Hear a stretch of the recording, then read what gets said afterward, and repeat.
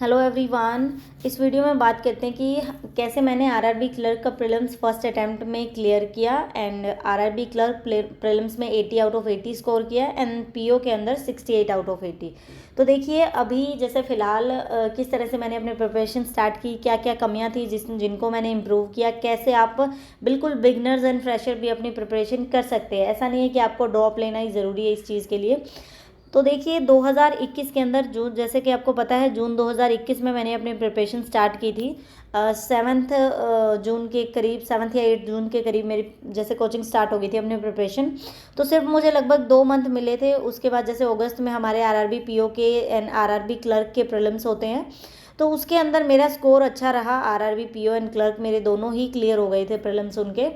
और RRB clerk की बात करें तो मैंने 79 अटैम्प्ट किया था इसके अंदर, लेकिन मेरे मार्क्स 80 हो गए थे बाद में। बिकॉज एक्यूरेसी अच्छी होगी, कोई भी गलत नहीं था, इसलिए मुझे 1 मार्क्स एक्स्ट्रा मिल जाता है अगर आपकी एक्यूरेसी अच्छी हो तो।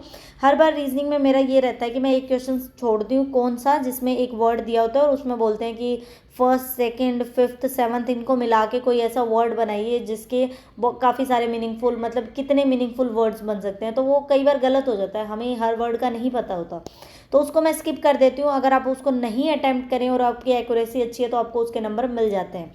मेरी बात करें तो देखिए जैसे मैंने जून से अपनी प्रिपरेशन स्टार्ट की, तो आरआरबी क्लर्क जैसे 2 मंथ के बाद ही आरआरबी क्लर्क का एग्ज़ाम था। मुझे मैथ एंड रीजनिंग पर्सनली बहुत सही लगता था, मुझे करने में इंटरेस्ट आता था इसको, क्वांट्स एंड रीजनिंग के सेक्शन को। बिकॉज देखिए रीजनिंग की अगर बात करें तो पहले नहीं समझ आ रहा था जब कोचिंग नहीं ली थी, तो क्या होता है रीजनिंग में, कैसे पजल सोल्व करते हैं। तो एक बार उन्होंने जैसे अप्रोच बता दी कि सर्कल वाली पजल को ऐसे करते हैं, इन मतलब इन अगर उन्होंने फेस कर रखा है, इन साइड अगर फेस कर रखा है उन्होंने, तो जो लेफ्ट है आपका इस साइड से बनेगा और जो राइट है वो अपोजिट बनेगा। लेकिन अगर उन्होंने बाहर फेस कर रखा है तो ये उनका क्या हो जाएगा, राइट हो जाएगा एंड बैकवर्ड में उनका लेफ्ट हो जाएगा। पहले इन चीज़ों का भी नहीं पता था, तो काफ़ी चीज़ों का पता लगा और मुझे इंटरेस्ट आने लग गया। रीजनिंग एक ऐसा सब्जेक्ट है, एक बार आपने सारी चीज़ें क्लियर कर ली, सिर्फ वन टाइम एक बार आपने पढ़ लिया सेलॉक्स ये होता है, पजल की ये अप्रोच है, देन फिर आपकी सिर्फ प्रैक्टिस मैटर करती है। जितना आप प्रैक्टिस करोगे आप 40 आउट ऑफ 40 भी रीजनिंग में स्कोर कर सकते हो। ट्रस्ट में 40 आउट ऑफ 40 मैंने रीजनिंग में स्कोर किया है।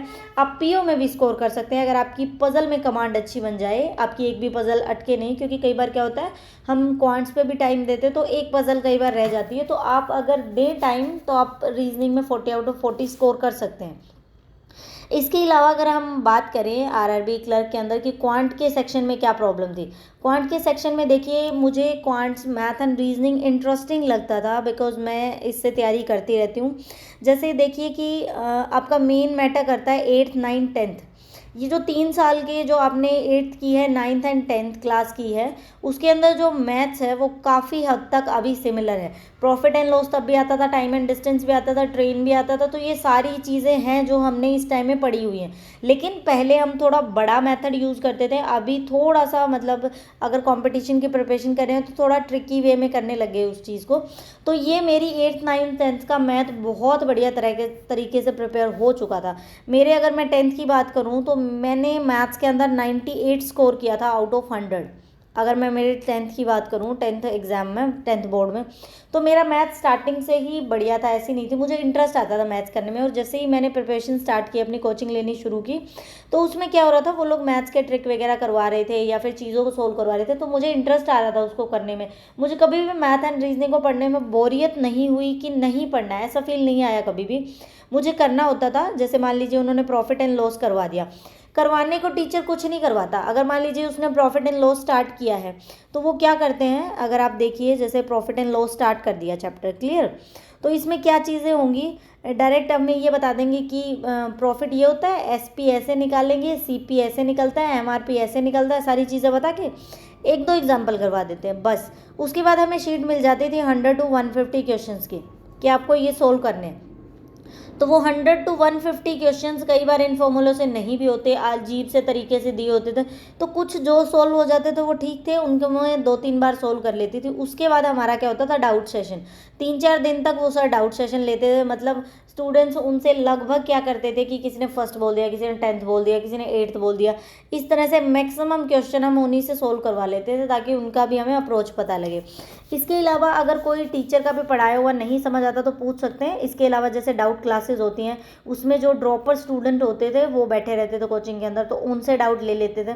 और लास्ट में मेरी इतनी अच्छी प्रिपरेशन हो गई थी कि मैं खुद डाउट सेशन में मैंने काफ़ी टाइम तक, जैसे मेरी प्रिपरेशन हो जाती थी, मैं 4-5 घंटे डाउट सेशन में लगा के आती थी, स्टूडेंट्स डाउट पूछ के चले जाते थे। तो ये चीज़ें होती हैं कि आप जितना प्रैक्टिस करेंगे उतनी आपकी बढ़िया होगी। एक ये चीज़ देखिए, अगर हम ना जस्ट ट्रिक्स की तरफ चले जाते हैं ना कि सिर्फ हमें ट्रिक्स ही सीखनी है और कुछ नहीं सीखना, तो कई बार क्या होता है कि एक क्वेश्चन के ऊपर मान लीजिए कि 5 से 10 क्वेश्चन के ऊपर वो ट्रिक काम कर गई, लेकिन वो सब पे वो ट्रिक काम नहीं कर रही। क्लियर? ट्रिक्स उन्हीं को सीखनी चाहिए जिनके बेसिक्स बढ़िया है। अगर आपने चीज़ें बेसिक्स से, जैसे मैं बोल रही हूँ, मेरा 8th 9th 10th का मैथ्स मेरा अच्छा था, मैंने बढ़िया तरीके से प्रिपेयर किया था, काफ़ी प्रिपेयर किया था मैंने अच्छे से। तो देखिए, अगर उसके अंदर मान लीजिए आपके बेसिक, हर टॉपिक के आपके बेसिक्स क्लियर हैं, तो अगर एग्जामिनर कितना भी डिफ़िकल्ट पेपर डाल दे, कितना भी डिफ़िकल्ट क्वेश्चंस को वो कितना भी घुमा दे, कितना भी मोड़ तोड़ दे, आप उसको सोल्व कर पाएंगे, इतना कोई प्रॉब्लम नहीं होगी। इसके अलावा देखिए, अगर आपको प्रैक्टिस करनी है, बहुत सारे क्वेश्चन चाहिए। कुछ स्टूडेंट्स का ये रहता है कि हम कैसे करें, किसी की वीडियोस देखे बिना हम कैसे करें। वो जस्ट अपने ही क्वेश्चन करवाते हैं जितना आपको करना होता है। मैंने मैक्सिमम फोकस, जैसे मेरे नोट्स हो गए एंड मैंने बुक्स, मॉक टेस्ट, इन पे ज़्यादा फोकस किया है। तो बुक्स अगर मैं आपको बताऊं तो राकेश यादव सर की जो बुक है ना, वो बहुत बढ़िया बुक है। वो है एसएससी के लिए, एसएससी मैथमेटिक्स करके बुक है, लेकिन वो बैंकिंग के लिए बहुत ज़्यादा बेनिफिशियल है। एसएससी के आप 4-5 टॉपिक्स आते हैं अलजेब्रा वगैरह, उनको छोड़ सकते हैं। इसके अलावा जो profit and loss, time and work, time and distance, boat and stream, percentage, ages, जो भी चैप्टर्स हैं, जो मतलब लगभग 10 चैप्टर हैं जो बैंकिंग में आते हैं, 5-6 आप स्किप कर सकते हैं। क्लियर? वो 10 चैप्टर्स, हर चैप्टर के अंदर अगर हम बात करें तो लगभग 399, 499, लगभग 500 क्वेश्चंस दे रखे हैं। जितनी टाइप का प्रॉफिट एंड लॉस का क्वेश्चन एग्जामिनर बना सकता है ना, सब टाइप के क्वेश्चन है, हर टाइप के, मतलब हर टॉपिक के रिगार्डिंग। तो मैंने उस बुक को काफ़ी बार किया है। तो वो बुक, जब भी मुझे ऐसा लगता था कि मेरी नहीं प्रिपरेशन, मेरे को कंसेप्ट क्लियर नहीं हो रहे, तो मैं उस बुक को कर लेती थी। उसमें यह है कि एक टॉपिक के 10-10, 15-15 क्वेश्चंस हैं, एंड आपको इतने ज़्यादा क्वेश्चन अगर आप रिपीट में एक मेथड अप्लाई करेंगे तो आपको वो चीज़ क्लियर होती जाएगी। तो ये राकेश यादव सर की आप बुक कर सकते हैं। इसके अलावा जैसे चेकलिस्ट आती हैं, आशीष अरोड़ा सर की चेकलिस्ट, उसमें से मैंने अर्थमेटिक को अटैम्प्ट किया है। तो अर्थमेटिक के क्वेश्चन मेरे को उसमें से ठीक लगते थे, मैं अर्थमेटिक एंड डीआई अटैम्प्ट करती थी, कंप्लीट चेकलिस्ट नहीं। इसके अलावा आप क्वांटा बुक पढ़ सकते हैं, क्वांटा बुक भी अच्छी है अगर पढ़ना चाहे तो। एंड जैसे एस क्वांट बुक है, उसमें थोड़े से हाई लेवल के क्वेश्चन हो जाते हैं, थोड़ा सा लेवल इंक्रीज हो जाता है, लेवल 1, 2, 3। तो आप पहले राकेश यादव सर की बुक करिए, देन फिर उन पे आप मूव कर सकते हैं। या फिर मोस्ट इंपॉर्टेंट चीज़ क्या है, मॉक टेस्ट।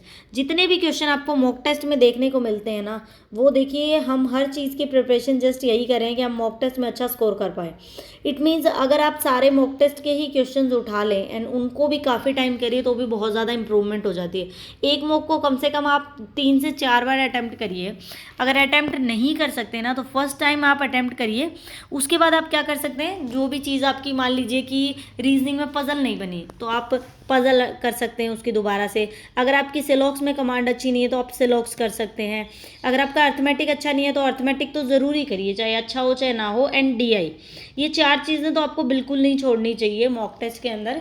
और लास्ट के दिनों में देखिए, मॉक टेस्ट में आपका स्कोर डाउन होने लग जाता है। तो अगर आप मॉक टेस्ट नहीं अटैम्प्ट करना चाहते तो अभी क्या करिए, जो मॉक टेस्ट आपने दे रखे हैं पहले से, उनके सिर्फ ये क्वेश्चन करिए इंपॉर्टेंट। और ये मत सोचिए कि इस बार आरआरबी पीओ का एग्जाम अगर डिफिकल्ट आया था तो आरआरबी क्लर्क का भी डिफिकल्ट आएगा। पीओ का इतना भी डिफिकल्ट नहीं आया था एग्जाम, बस थोड़ा सा लेंथी था। इस वजह से मैक्सिमम स्टूडेंट के 50 to 55 ही अटैम्प्ट हुए, तो इस बार कट ऑफ कम जाएगी। लेकिन आरआरबी क्लर्क की बात करें, पीओ कई बार डिफिकल्ट आया, कई बार ठीक लेवल का होता है, मॉडरेट, कई बार डिफिकल्ट आता है, तो कट ऑफ कम चली जाएगी। लेकिन आरआरबी क्लर्क की हमेशा कट ऑफ 72 से हाई जा रही है। आपकी कट ऑफ 72, कई स्टेट्स में तो 75 से भी हाई। तो आप ये मत सोचिए आसान आएगा। अगर आसान आएगा तो भी जिसको जॉब चाहिए ना, उसने इतनी अच्छी प्रिपरेशन कर रखी है कि वो फिर भी 75 से ऊपर अटैम्प्ट करेगा, चाहे कितना ही डिफिकल्ट पेपर हो। अगर कोई भी डाउट हो तो आप कमेंट सेक्शन में बता दीजिएगा। Thank you for watching the video.